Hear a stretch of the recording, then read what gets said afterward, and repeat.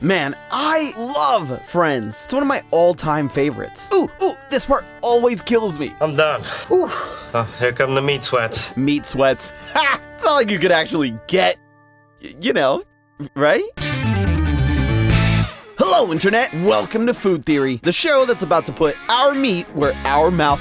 Nope. Just heard it. But hey, what can I say? I like me some meat. And that's an understatement. To put this into perspective, if someone tied me down and forced me to give up Coke for the rest of my life, it would be tough, but I could do it. Sour food, after the challenge I did with Josh, I would ditch that in a heartbeat. But meat? I could never give up the taste of sweet, juicy, succulent meat. I mean, I am a proud Argentinian. If I ever stopped eating beef, I think my ancestors would beat me over the head with the 3 World Cup trophies for the rest of my days. You get the idea. I'm a carnivore. And yes, that is why Amy and I may be BFFs, but we'll never be biffles. But with the holiday season fast approaching, that means there are more opportunities than ever to gorge myself on a honey-baked ham, a delicious ribeye, or maybe even that rare Whoville roast beast. But if you've ever eaten copious amounts of meat in one sitting before, you might have felt that strange heat across your face. Of course, I'm talking about the meat sweats. If you've never heard of this phenomenon before, supposedly, if you eat too much meat in one sitting, you start to get a little hot under the collar and start to sweat. And I say supposedly because, as much as I'm ashamed to admit it, I've never actually gotten the meat sweats before. I mean, sure, maybe a little bit hot, but not full-on sweating. So I decided that my new end-of-year goal is to collect my final badge from the Meat Scouts. Achieve the ultimate meat vana. I'm gonna try and induce the meat sweats. Hey, don't yuck my yum. We don't yuck yum. So get your handkerchiefs ready and move your belts to the next loop, loyal theorists, as we find out if the meat sweats are really worth sweating over. Well, what are we waiting for? I want to get the meat sweats. You get meat sweats from eating meat. I say it's time for me to dive headfirst with reckless abandon.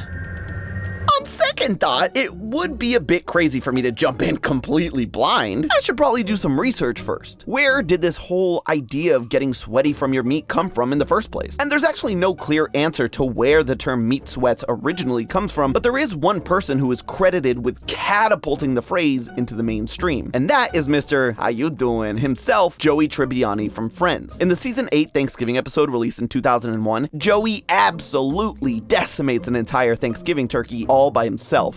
It's actually fantastic. Monica doesn't want to get a turkey that year because Phoebe's a vegetarian, Chandler doesn't eat Thanksgiving food, and Rachel was having her aversion to poultry. But Joey convinces her and it's the whole thing.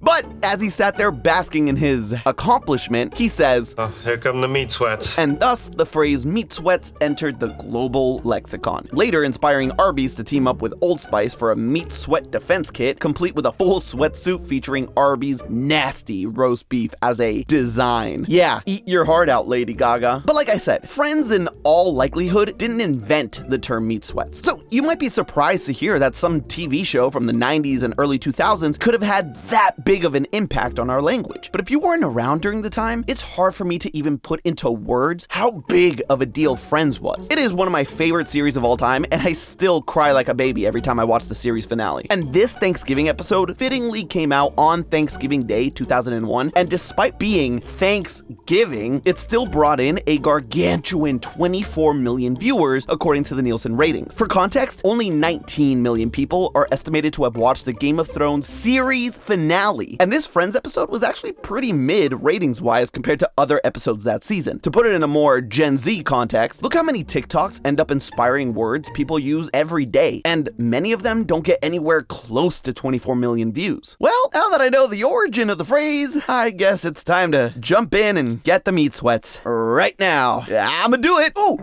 Wait, I need to understand how this works on like a, scientific level. It'd be crazy to dive in without first knowing all the sciencey stuff, and unfortunately, there actually hasn't been a bunch of research done into exactly how meat sweats occur, or even if they're real in the first place. Wait, what? I know, right? Are scientists too busy watching reruns of Friends to do this Nobel Prize-worthy research? That being said, there is a potential explanation for what causes those meats to make you sweat. As I'm sure you're aware, when you or I engulf food down our gullets, our digestive system kicks into overdrive to break down all that pie we shove down our pie holes. But our bodies don't break down all foods equally. Of the three macronutrients that we eat, proteins, carbohydrates, and fats, it's a lot harder for our body to break down proteins. This is due to the fact that they're larger, more complex, and more diverse than either fats or carbs. As a result, our bodies need to spend more energy to break down our protein-rich foods, and more energy means more heat. I think you might see where I'm going with this. Because of the extra energy needed to break down proteins, eating food with high amounts of protein, like meat, causes our bodies to heat up ever so slightly. And what happens when your body heats up? You sweat. It all sounds almost too good to be true, and it just might be. Don't get me wrong, proteins absolutely take more energy and produce more heat to consume. What's not clear is if there's enough heat there to actually trigger that sweat reaction. That being said, countless people have claimed that they've gotten the meat sweats after eating large amounts of meat. As an example, take the man who probably eats more meat in a single sitting than any human alive. The other Joey Chestnut. According to him, after finishing the annual hot dog eating contest, he's sweating like a madman. He even says that some people say that his sweat smells like hot dogs. Ugh. And while Chestnut says he can't smell it, he does say that his post-contest sweat is particularly sticky and greasy. Double ugh. So perhaps the meat sweats are a real thing. You just need to eat an ungodly amount of food to really see the effects. So how much food are we talking about here? Because I can't exactly eat 83 hot dogs and buns in 6 months, let alone one sitting, just to be able to achieve my meat sweats goal. Well, I think we can do some rough calculations. And by rough, I'm talking Craven the Hunter levels of rough calculation. And since it was the springboard for the term, let's use Joey's Thanksgiving meat sweats as an example. At the beginning of the episode, Monica reveals that the turkey that Joey ends up eating by himself is around 19 pounds or 8.62 kilograms. Now, all of that 19-pound bird is going to be pure meat. In a typical turkey, around 60% of its weight is made up of bones, giblets, and other inedible parts that Joey doesn't end up eating. Although this is Joey Tribbiani we're talking about. But that means that of Joey's 19-pound turkey, only around 11.4 pounds of it will be making its way through his GI tract. Also, for our purposes, we're only going to be worried about the protein in the turkey, since that's the part that really has the potential to heat the body up. Your typical Thanksgiving turkey contains around 23 grams of protein for every 4 ounces, or 112 grams of turkey. That means in Joey's turkey, there'd be approximately 1,048.8 grams of protein that his body would need to digest. And since protein typically contains around 4 calories per gram, that means Joey's feast would have him eating just shy of 4,195.7 calories of pure protein alone. On average, for every 100 calories of protein Joey eats, around a quarter of that will be converted into heat energy that has the potential to cause the meat sweats. So we're talking around 1,048.8 calories worth of heat. But that by itself doesn't tell us much, because what would that do to Joey's body? To figure that out, we need to know how much energy it takes to heat a person up. In chemistry, this is known as an object-specific heat capacity. For something like water, that's around 4.2 kilojoules of energy per kilogram degree Celsius. I know that was a lot of words all bunched together, but I swear it means something. So if you want to heat 1 kilogram of water by 1 degree Celsius, you need to input 4.2 kilojoules of energy. Scientists were able to calculate that number simply enough. They just heat up the water with a known amount of energy and see how much the temperature changes. Easy. But for the reasons that I hope are obvious, and if they're not, you can't boil people alive, the specific heat for humans isn't quite so easy to find. It's also the reason that me Googling how much energy to heat up a human body probably landed me on a government watch list. But if you do Google that, you'll find that the estimated specific heat of a person is around 3.5 kilojoules per kilogram Celsius. Normally, I'd be totally fine with using an estimate like this. But in this instance, I didn't have to use any estimates, because in 2022, a bunch of scientists empirically figured out the specific heat of various human tissues and found that the actual specific heat of a person is around 2.98 kilojoules per kilogram Celsius. I'm a bit too scared to look into how they went about doing that, and I also note that this study was funded by the US government. So yeah, not only am I on their list now, but they're on mine. I'm on to you, Uncle Sam. Either way, we have the amount of heat that Joey is feeling from his protein-rich turkey dinner, 1,048.8 calories, or about 4,388 kilojoules of energy. According to one website I found, Matt LeBlanc, the actor who played Joey, weighed somewhere in the ballpark of 80 kilograms around the time the show's filming. We can then use this formula to plug in our values and solve for delta T to find that Joey's body temperature should have increased by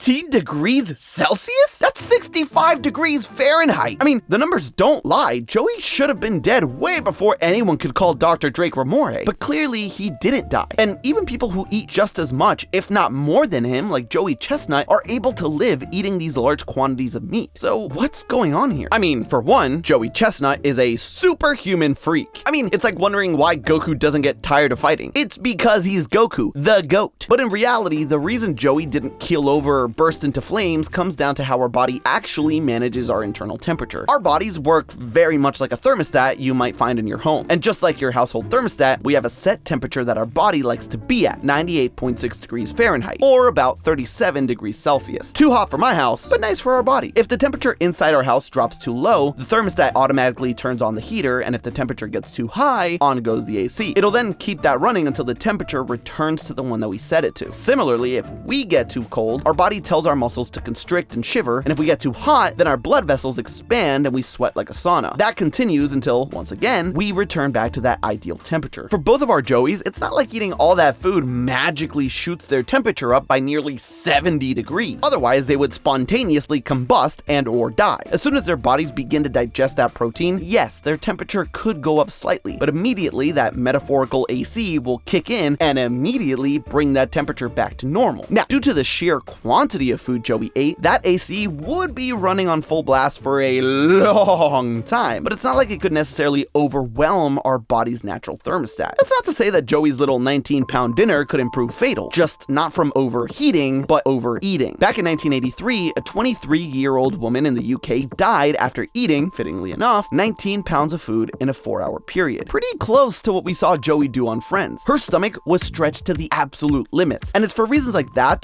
world record organizations like Guinness require short time limits for their eating records to discourage eating beyond what the body can handle. And so, what does this mean for my goal of getting the meat sweats? Well, it's not like I'd have to eat quite as much meat as either of our Joeys did in order to potentially achieve the meat sweats. For that, we can use the same formula we used earlier, except this time, we're gonna put in our delta T and solve for the amount of energy. Also, replace Joey's mass with my super buff 185 pounds or 84 kilograms mass. Then, if I want to bump up my internal temperature from its usual 98.6 degrees Fahrenheit to 100 degrees Fahrenheit, a rough benchmark for fever, I'd only have to eat 200 kilojoules worth of protein. That equates to around 47.8 calories of protein, which you can find in about 2 ounces or 57 grams of Thanksgiving turkey. That really isn't that much. And again, the math doesn't comport with reality, because in all likelihood, no matter how much meat I ate, I could never guarantee that I could force myself to get the meat sweats. Sure, some people might get a little warm after a few bites of beef, but every person is different. And if I tried to force myself to eat more and more in an attempt to overwhelm my body's natural thermostat, I'd only potentially be putting my life at risk. I mean, I can't die from a food challenge yet. Not only do I have a wife and dog to think about, I have your well-being to think about as well. If I died, they'd probably get Tom to be the temporary host of Food Theory, and I would die before I let that happen, which I guess would be because I'm dead. So for now, I'm gonna have to consider my dream of getting the meat sweats officially dead. Who knows, maybe in 15 years when I do my literal final episodes like Matt did, I'll go out in a blaze of glory, no sweat. But hey, that's just a theory. A food theory. Buen provecho. And hey, this isn't the only food idiom I've tackled recently. Click the video on screen now to watch me prove whether you can really cook an egg on a hot sidewalk. And as always, I'll see you next week.